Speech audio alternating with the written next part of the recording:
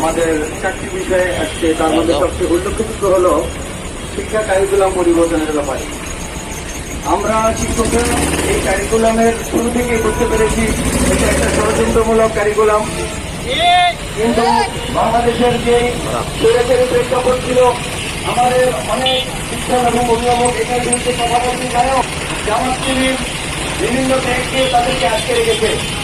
আমরা তখন চেষ্টা করেছি, এখন আমাদের এই স্বাধীনতার সময় আমরা এখন যদি সকলে চেষ্টা করি, ইনশাআল্লাহ আশা করি আমাদের এই শিক্ষাক্রম বাতিল হবে।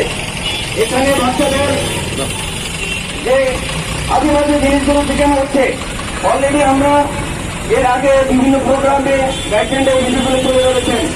সেখানে বাচ্চাদেরকে অপ্রাপ্ত বয়স্ক বাচ্চাদেরকে উল্টা পাল্টা কথাবার্তা শেখানো এবং ভারতীয় দালাল